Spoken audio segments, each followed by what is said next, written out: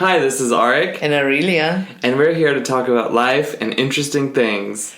Or so we think, but we let you be the judge of that. Either way, the things that we have to talk about are Ageless!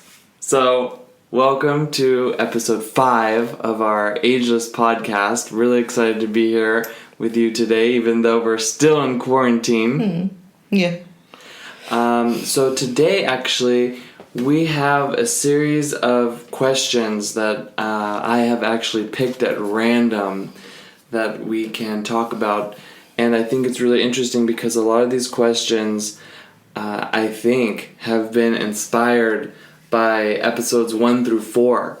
Okay. So I think anybody who's listening, if you like some of these questions or you want to listen to episodes 1 through 4 to get a little bit more context about where these questions are coming from, or it's just always kind of like a good bookmark. Like now we're doing a Q&A episode, and that's kind of not covering everything we talked about in episodes 1 through 4, but you can go back and kind of say, oh, we talked about that, and you can go back and see. So I think it's kind of interesting to look at the organization with that. So let's just jump right in. Before I begin, Aurelia, do you have any questions? I mean, you're always being asked the questions, and I just thought with the Q&A we should open it up to you if you have any questions. Actually, no, because you know how it is with me. Everything to me is always just good the way it is. I don't have any questions that I carry around with me. It's if I have a question, I also usually instantly get the answer. That's just how that works with me. And as usual, I don't think I have anything to say. And this is why I'm grateful that you are asking me questions, because otherwise, I never talk. Yeah. Well, we know, I think that's really great. And really like how when I'm working with your questions that from the tarot and the archetypes, or as I'm working and doing my teachings and whatnot, the question, in my experience, is more important than the answer. Absolutely. Yeah, so I think it's really works so great because without the question, there is no answer. None. And it's just wisdom, but it's not even wisdom because it's just there. It's nothing. It has no context, so it doesn't belong to anything. It would be like random ramblings. Yeah. So with that said, we welcome your questions, and I'm going to get in with the first one here. And it says, and these are just chosen at random, and it says, how can you like people who don't like you or that you don't like?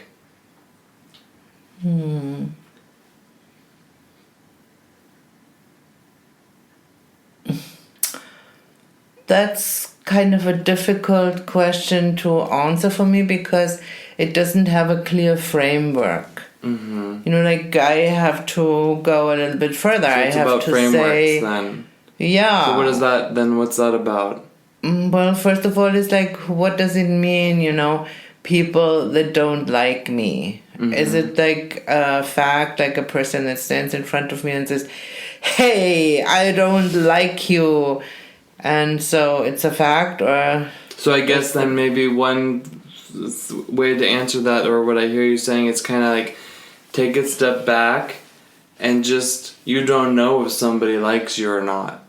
No, so that's why I'm trying to, set the different frameworks for my different answers. So for that part, like if somebody actually stands in front of me and says, I don't like you, then it depends. That would still mean, I could like this person a lot, like this is also what's called like unrequited love.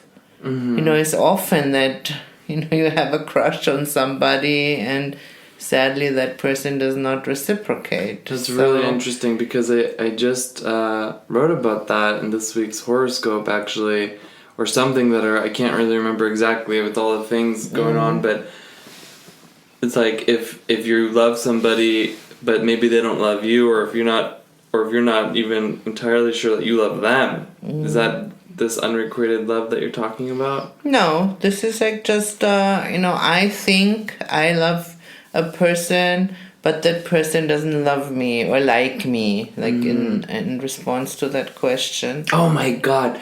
You once said to me, because, this is just personal experience I have to, and like this has stuck with me forever.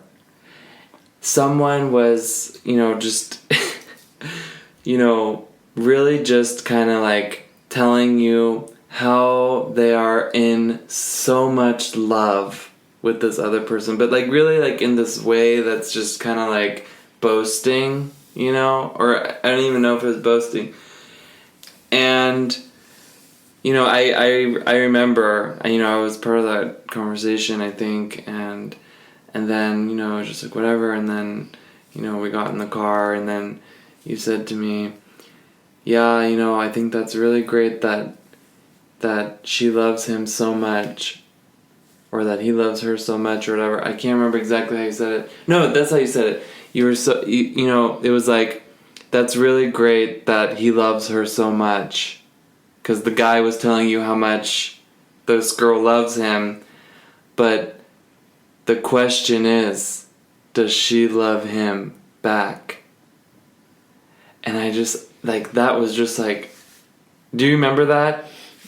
No. I would tell you off air, but it was just so interesting because I never thought about that. Because when people are like, oh, I'm so in love, Disney movies and stuff, like, oh, I'm so in love, I met my princess and, whatever, or I met my prince and I'm so in love. And then it's like, yeah, but does the princess or does the prince love you back? Yeah. So which brings us back to the question, what if, you like somebody or you love somebody and they do not like or love you? And so how do I do that I still like them? Well, I personally, I like them because liking somebody or loving somebody, this is good for me.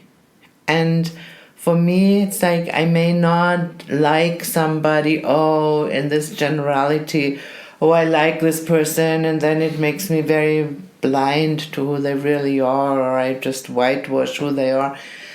But I can say... or make them something they're not. Yeah, I like the way this person handled their situation. I really like it a lot. I like it how this person was friendly to this woman that needed help across the street, or I like these things. I pick situations or things that I like about a person, and I would assume nobody knows somebody who is entirely evil. I hope so. None of our listeners go there like somebody who really has not one likable quality. Right. But so either way, these are the qualities that I like, and that's what I pick out. And so I do not care if they like me or not, because it's like it's good for them if they like me. I do not need to be liked by them. I only need to like people.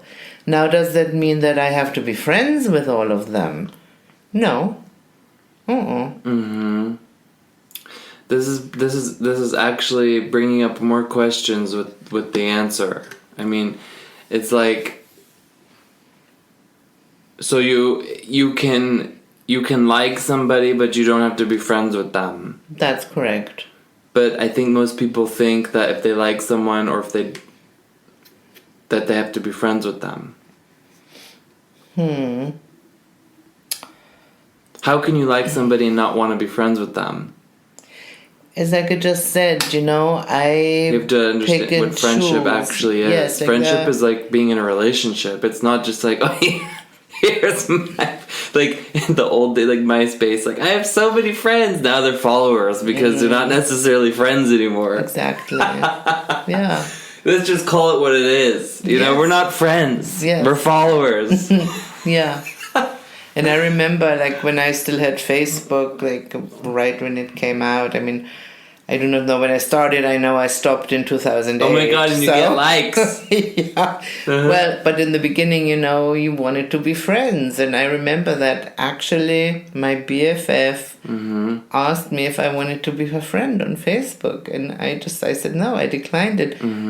And she was so upset about it. Yeah. And I said, don't you think this is weird? I mean, you are my real-time friend. Why would I want to be labeled like that on social media? Especially because you never even really used it. No. But either way, like, that's my point. It's hard to use.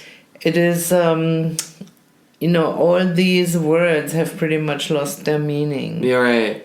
And so like share. Coming back to the question, well, how do I like somebody who doesn't like me? I think I answered that. And does this go beyond it? No, it does not. Because as you said so nicely, then in order to like somebody, it has to be mutual when it should become a relationship. Now, if this is then a friendship or it has to be mutual. A romantic relationship, or even in a business relationship, it has to be mutual. I stand firm that one cannot do business or long-term business with somebody where, you know, there is nothing you like about the other person. That you cannot do business with them.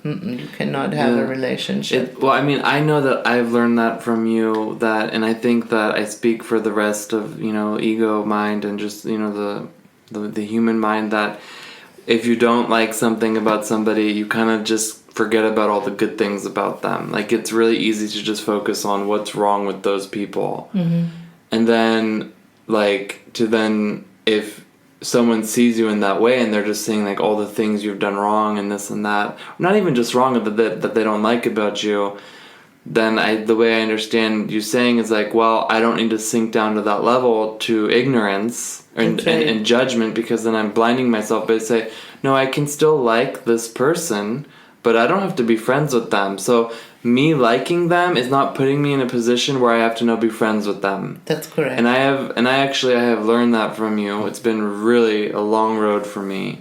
Like to be able to do that, but it's made the world of a difference. And so I can only say, anybody who's listening to this, it's absolutely possible to do that. Like it is really possible to do that. I would not be able to conduct business with people, because it's like there's just people you're going to encounter that you just don't like, or that don't like you. But that's not all of them.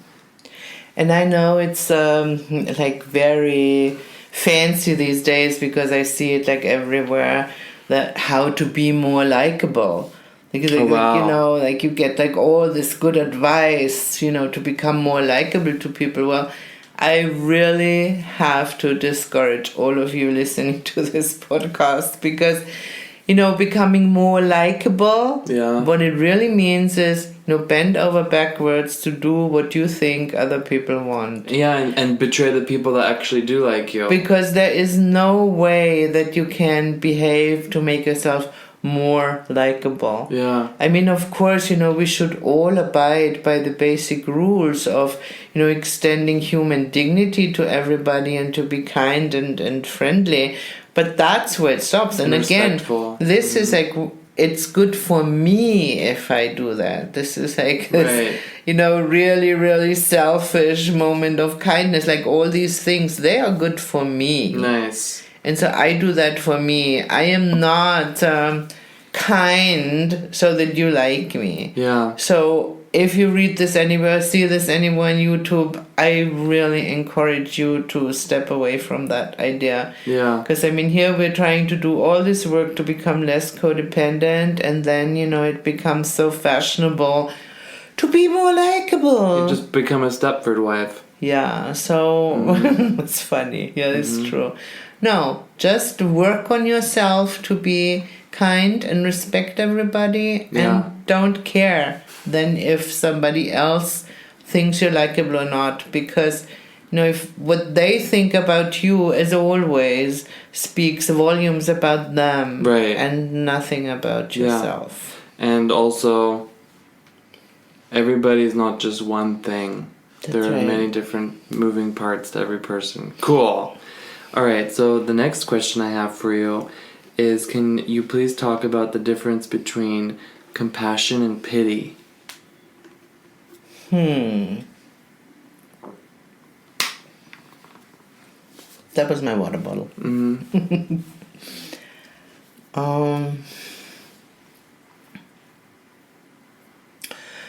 Well, the easy way to answer that is compassion is about equanimity, and pity is like a system where I am better than somebody else. What's equanimity? That's well said, by the way, but what's equanimity for? Like equanimity is like where everything is equal. Okay. Like where I am equal to the person I have compassion for, for example.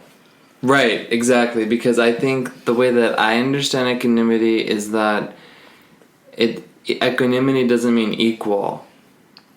Equanimity means that the same laws are applied. Yes. So I know that a lot of misunderstandings with equanimity is like, okay, so this person gets $5 and this person gets $5 and this person gets $5. But no, it's really dependent upon the merit or the fate or the karma, for the, Hindu word. Like that it's really like, okay, no, actually this person gets what they is depending on their merit or their fate or their karma, right? So that's either $5, 5 cents, or 5 million. That's right. And this person gets $5. This one gets 5 cents. That one gets 5 million. That one gets $5. And this is all equanimity. But the ego mind, I think, sees it as one's better than the other. Oh, and then that's the pity. Interesting. And if we go back like to really just then the compassion, then that would mean in these terms of equanimity that if I see a person in a certain situation that seems to be unpleasant for them, whether I think that it's unpleasant or not, this could be totally different. But I observe them to be in a situation that seems to be unpleasant for them, or in other words, where they express that they are suffering. Right. Yeah. And then I have compassion for their suffering, not for the situation. Now, if I would have pity, I'm almost 100% certain of that. I would have an opinion to the situation where they find themselves in, and I'm secretly happy that I'm not in that situation because I judge the situation as bad. Well, that's intense. I can't even... Oh, like good or bad. Like not even in relation to me, but just in relation to everything. Good or bad would always be in relation to me. So this is pity. I pity somebody because I judge their situation as bad. And it has to be in relation... Oh, because you're the one judging. Yeah. So it's in relation... Oh, interesting. I mean, I thought of the story of the caterpillar. Yeah, that's a beautiful story. It's like the story of the caterpillar that's... Do you want to tell it? Okay. Where, the man sees the pupa is actually beyond the caterpillar at this point, like a pupa that tries to get out of its cocoon. And the person, we would call it a do-gooder, but, the person thought it would be doing good because it had a lot of pity for the struggle and the fight of... Oh, do-gooder. It's the identity of the do-gooder that's coming up. Interesting. Of that, pupa trying to get out of its cocoon because it was struggling. And as I said before, this is probably the person putting themselves into that situation. how horrible it would be if they had to suffer in a situation where they're so they're just they like would maybe want stuck, and whether they would somebody want them to help them. I mean, this is interpretation. This is not part of the story, but I think it fits well, and the story might be well known anyhow, because then the well known but always needed to be heard. Our do-gooder then goes ahead and very, very carefully, clips the cocoon open so that the pupa can emerge to be the butterfly. Mm-hmm. And feels so good because, it had so much pity on this poor being and did a good deed, and it feels all great. However, that butterfly never flew, because that struggle to get out of the cocoon is what's needed for the future butterfly to have its wing really, really strong, so that then it can master flying. Yeah. So, wow. Now that pitying, that being struggling, I think is a very, very good example for what we said, that like pity is always very personal. It has nothing to do with equanimity. It's meddling with the universe. It's meddling in a way, whereas if I have compassion, then if I just stay with that example, then I have so much compassion for that struggle that this being is now going through, but knowing that, there is this all good of the universe. Yeah. That it will have its meaning, and that I maybe just not know what it is. Yeah. And I know that this is the razor's edge to walk, because I can already hear people saying, well, this is a very cold attitude, and I can see that too. Like everything, it can be abused, it can be, I do not want to help, and so thereby I just take what's called the high road and say, well, I'm so compassionate. That's pity. But really, I just... That's already pity, because you do want to help, and that's how you help. Yes. By not meddling. Yes. Because, kids, they fall, they need to learn that, they can pick themselves back up, and then they get stronger. Or, that's why we have growing pains. You don't stop someone from growing because they have growing pains. Mm-hmm. Yeah, thank you.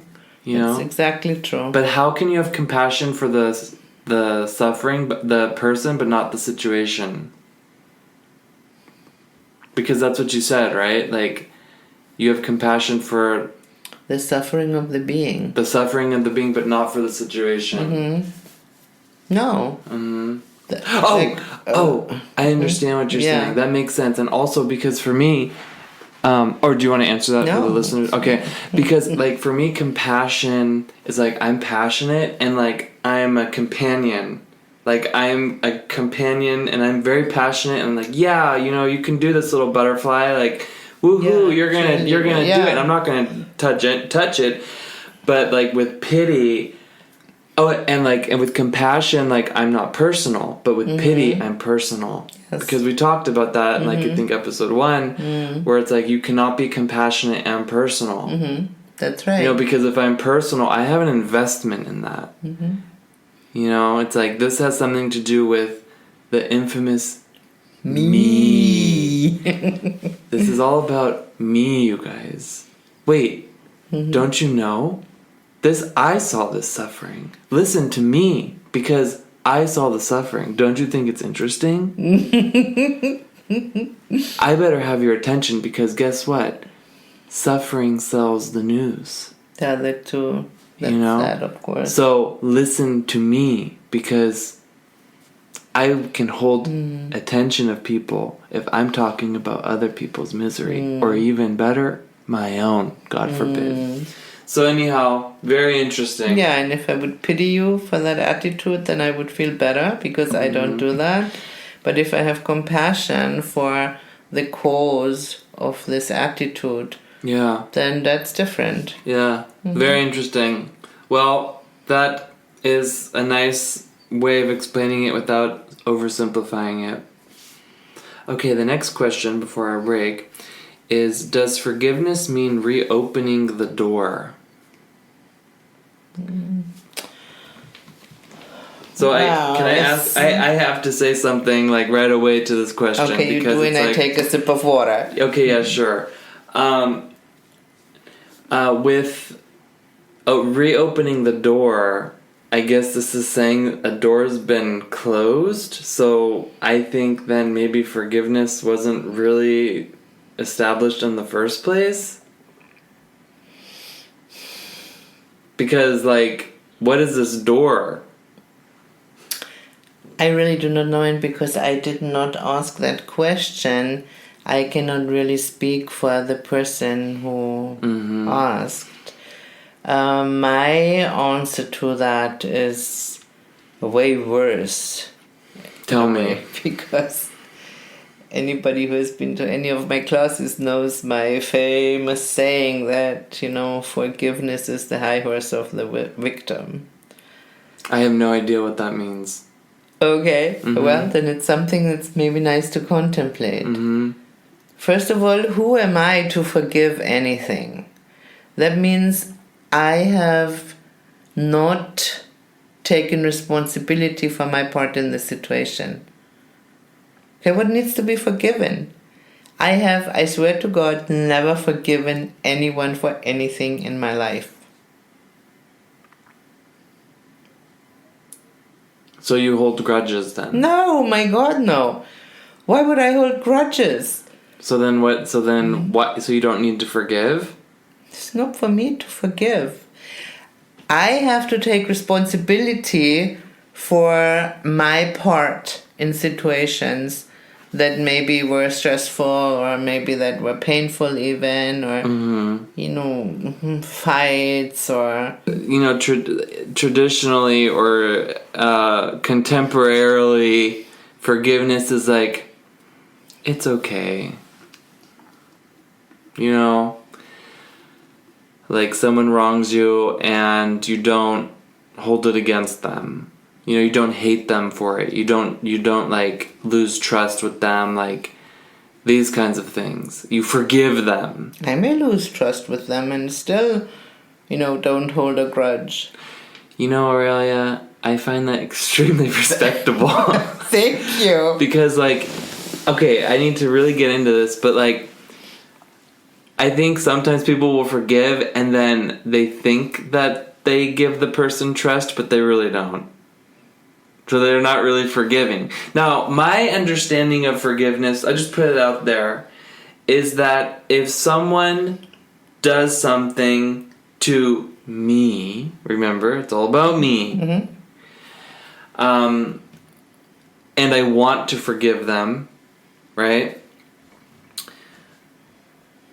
Then what I do, and I always do this actually, because I cannot not forgive somebody, and this definition of forgiveness, which I'm about to share, is that I have compassion or understanding. I don't even want to say compassion because this means so many things, but I see and understand the framework that they're operating within, and I understand that they are like the rat in the maze.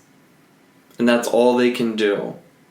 And, if they accidentally spit on me or whatever on me, it has nothing to do with me. That's their reality. And I accept that and I understand that. And I forgive them for their understanding, their context. Well, so I totally agree with you with everything you say until you come to the part, and I forgive them, because for me, it stops where you understand the framework, and then there's nothing to be forgiven. But that is forgiveness. And then my understanding of forgiveness, because I'm giving them that space for them to be in their stuff. Yeah, and that's why it's the high horse of the victim. Who are you to give them space for their stuff? But even if they don't do anything to me, this is like a constant. Yeah. This is like a constant attitude that you have to let people. Remember, episode 1, let them spin. Definitely. That's basically that's my understanding of forgiveness. Not I absolve you of your sins. He'll say 50 Hail Marys or whatever, and I want to get into all that atonement stuff maybe in another episode, but Or actually, no, maybe I can bring it up now, like atonement and forgiveness. You know, like, forgive me. No, atone. That's right, because it's not for me to forgive anything. Mm-hmm. It's not for me to grant you the space or anything. No, if I say like in, the number one podcast that we did, let them spin in their reality. Yeah. Well, then, that means it's nothing to me either way. It's like it comes, they do what they do. Yeah. And so there's nothing to be forgiven. So that whole concept of forgiveness, no matter what you say your ethnic situation is, it's just simply wrong. Yeah. It's simply wrong because it makes me better than the person who supposedly wronged me. Right. And once again, from that perspective, I am not taking responsibility for my part, because somehow there must have been something that triggered this in this person. And then there's nothing to forgive. And there's nothing to be forgiven. Once again, I can just say, well, we're not a match. It's almost like, cheat me once, shame on you. Cheat me twice, shame on me. And then because you had your part in that, like, yes. It's like, okay, why was I in this situation? Why did this person attack me? This person, and then the person might, and then if you want to keep that person, because this is about the door then. Yeah. So if you want to, so if someone betrays you, for example, and then the first time it happens, then, okay, whoa, like, the ideal way is then to say, I need to forgive myself, if anything, yes. Okay, what is my part in this? Mm-hmm. And then resolve that. Yes. And then they betray you again, but if you really took responsibility... They can't. Excuse me? They cannot betray me again. They cannot betray you again, even if they did. If they display the same behavior, I will feel not betrayed, because I've already seen that, been there, done that. My thing is, wow, I have compassion for that. This person still spins in that reality where they think, they can hurt me or betray me or blah, blah, blah, blah. So as long or not. as they can, like as long as I still feel that I'm hurt by their behavior, I still have an investment. And for me, it's like with people who have ever betrayed me or hurt me or treated me poorly, it's like I take responsibility for my part, and I will only stop taking responsibility once I have nothing for and nothing against that person. Yeah. Like once my attitude towards that person is neutral. Beautiful. Yeah, so I guess, like, if someone trespasses you, let's just call it that way, then you get sucked into that reality with that person, And if you can't, and it's only in there where then you can have, like, this forgiveness, like, where then you think you can pass that forgiveness, like, it's basically a power struggle, where you say, like, oh yeah, I forgive you, but now you owe me one, basically. But, like... Because I'm so much better than you, basically. Yeah. That's what that means. The pity. Yeah, because I forgive you. Yeah, but then, it circles around. But then I think what happens is that then when you get sucked into that, then you're stuck in that small world. Yeah. And you will notice, you'll be hypersensitive to every single trespass, real or imagined, from that person. But if you can take responsibility and get neutral, then you're out of that circle. And then, again, they're operating in their reality and you're not in it. And it doesn't, like, there's no arrow, there's no trespass, nothing, because that was like a stepping stone for you to move on and for you to evolve. Yes, 100%. And that's the me in the best sense of the word. And in my experience, and it is that these people, they just disappear. Now, if it is something, let's say, like a family member or something like that, it can be a little bit more difficult, but it doesn't have to be. Yeah. Because it still can be, different realities. I just, don't have anything to do with that person anymore, even though it's technically, my sister or my brother or... Yeah, I can speak to that. I mean, like, I really feel in my heart that I've never been able to not forgive somebody, like, I mean, maybe... I feel in my heart what you're saying is true. Thank you. You know? I know it's true. I also know that, like, I think there's only been, like, maybe one instance where I've not been able to forgive somebody, but I think I'm just realizing it right now in this moment that it's about this quote-unquote forgiveness. So I think this is really amazing. Because I can see then how someone gets stuck in that whirlpool of, wrongness. It's okay. Yeah, because for me it's like, okay, somebody's doing something to me that doesn't sit well with me. Now, real or imagined. Yeah. Fact is that I'm way better served to look into when have I engaged in that behavior and then take care of that, then go onto the high horse and say, oh my God, but I forgive you. Beautiful. Okay, let's take a short break and then we will come back with the rest of the questions. This episode is brought to you by Aurelia Essential Oils. Since 1991, wellness for you and everyone around you. And I'm spraying some Air Fresh Spritz Aromatique right now and sending it your way. Enjoy. Okay, we are back and we are talking about our interesting things, and thank you everybody who have submitted your question. I'm sorry that we cannot get to all of them in today's episode, but let's just jump right into the next one. And it's, how do we develop intuition and learn to connect to inner self and the higher self, or like / higher self? Inner self, higher self.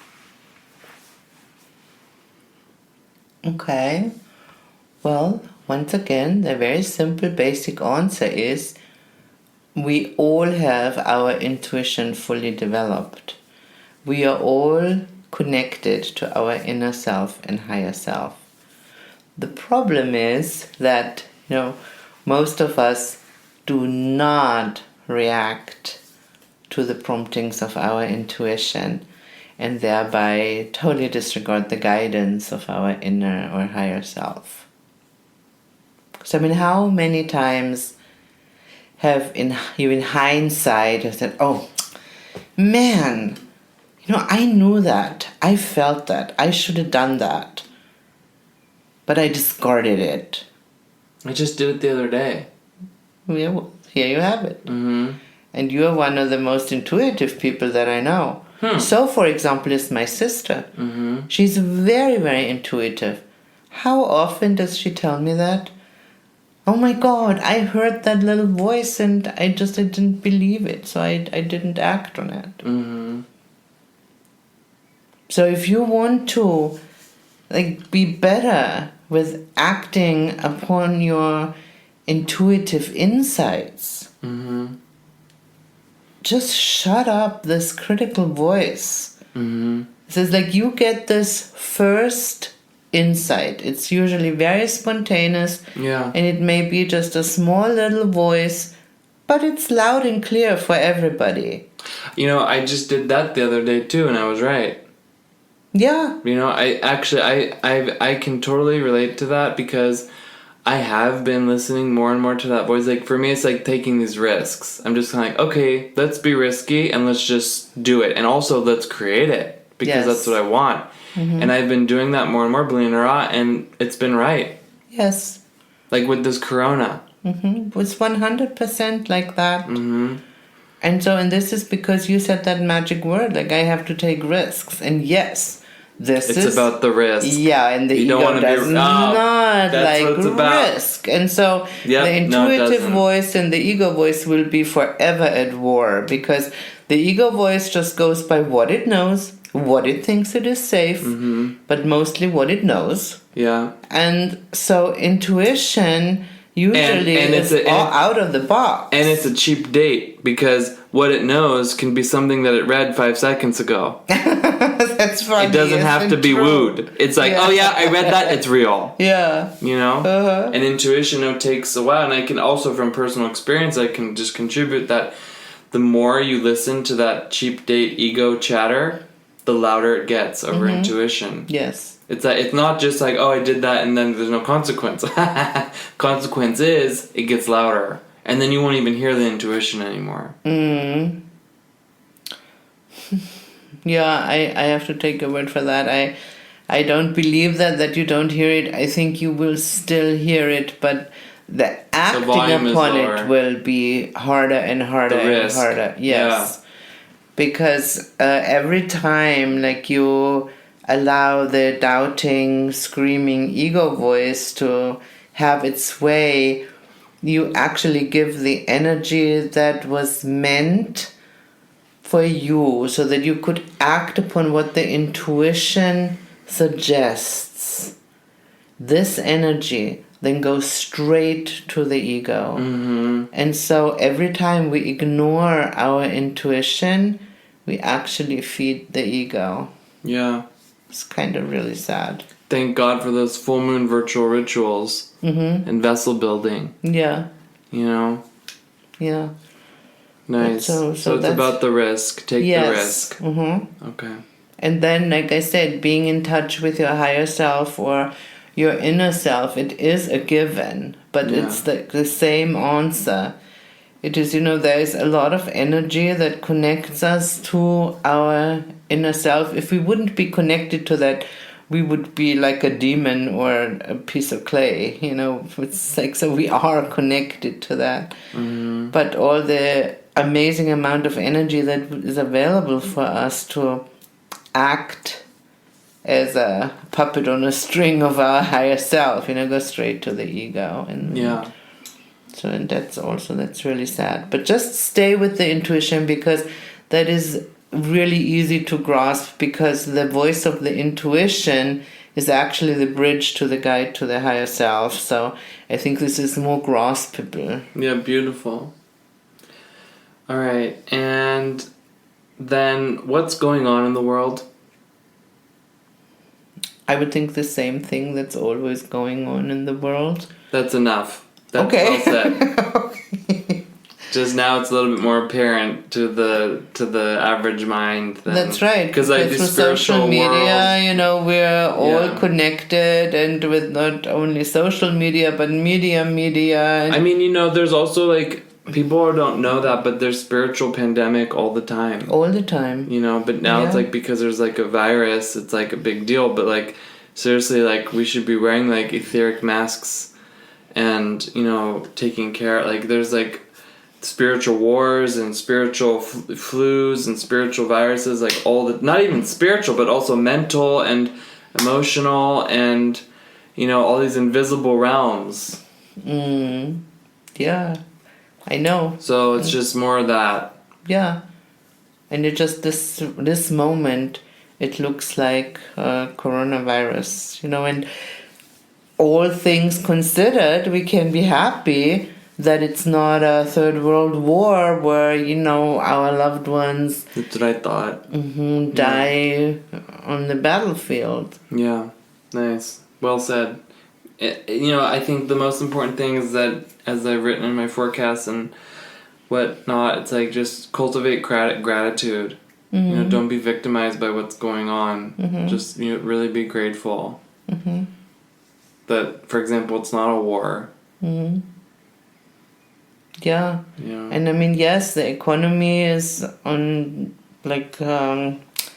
pause, but then also that's nothing really different. I mean, I'm sad to say, but there's always, if there is a seesaw, then we call it economy. That's how it is. It's always an up and down, ebb and flow. And some people always lose their fortune and others always make it. I mean, this is the way of our material existence. Yeah. And so this is why it is so important to not put all of our eggs into that basket of the material world. But, beautiful. Okay, and for the last question, It says, does karma come faster when you're on the spiritual path? Yes. Okay.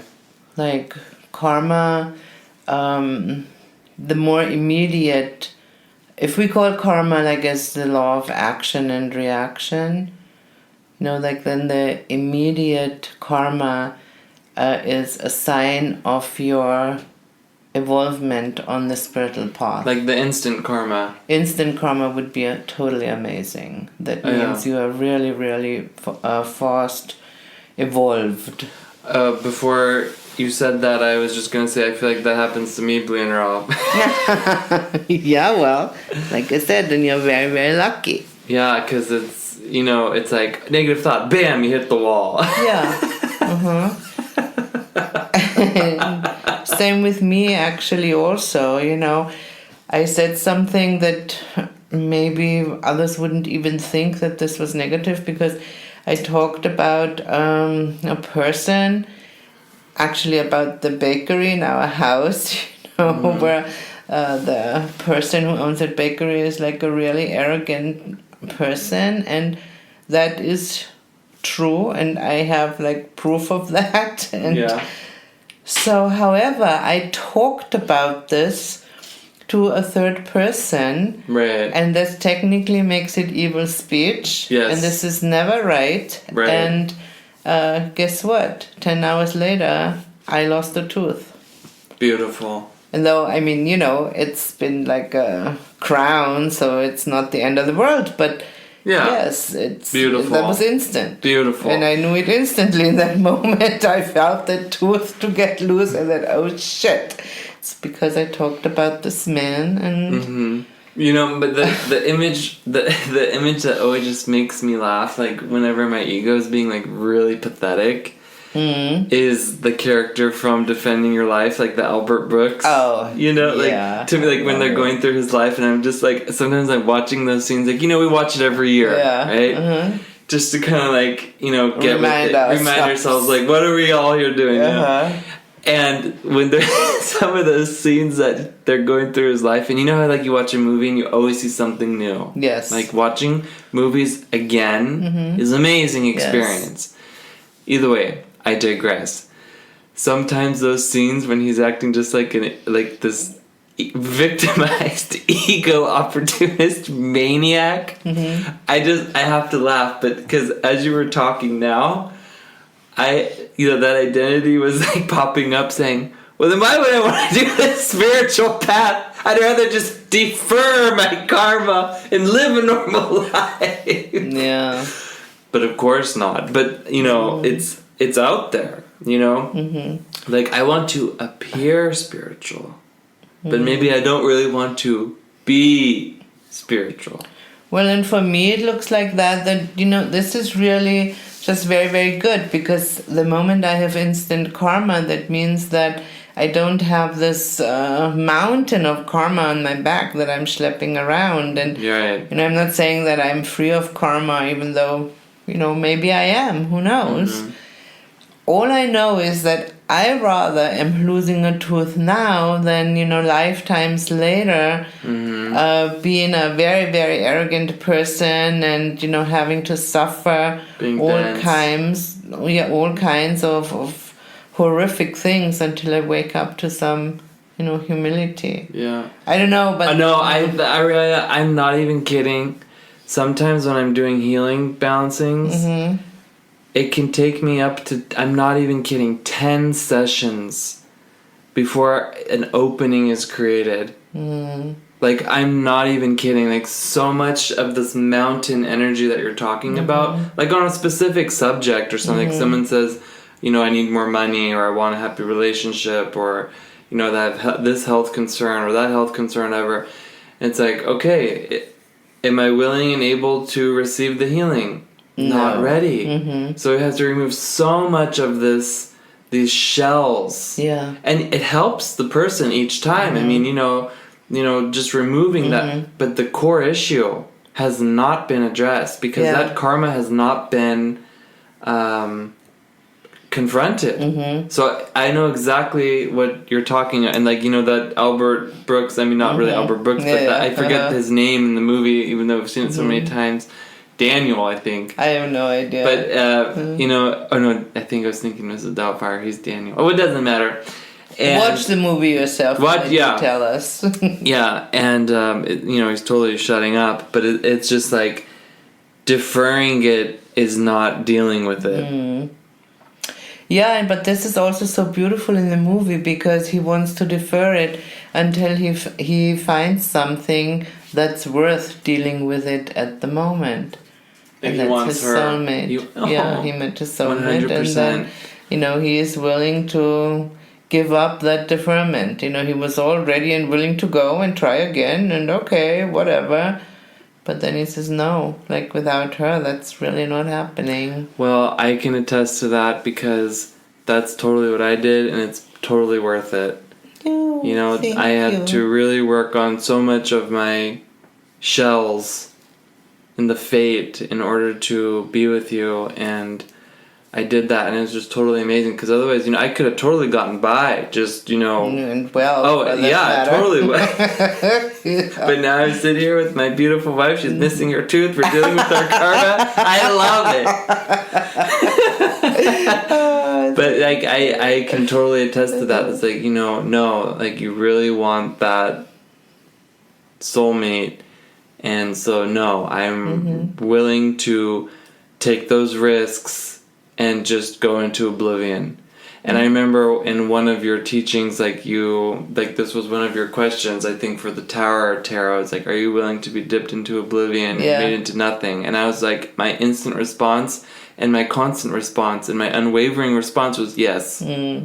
And there you're, you know, very much alone with that answer. Because no problem with that. Most people are so scared of that question alone. Mm-hmm. Like the idea to be dipped into oblivion or be totally then forgotten, because, you know, what is oblivion? You forget yourself and so does everybody else. That's like so horrifying. And what's horrifying to me is the idea of not having oblivion. Yep. Because some things should just be there. Yep. And with that said, thank you for answering the questions, and thank you guys for listening to proposing the questions. And this has been Arik and Aurelia, and you've just listened to an episode of Ageless, available on Spotify, Apple Podcasts, Google Podcasts, and YouTube. Wherever you want to listen to it, you can find it. Take care, everybody, and please be safe. Bye!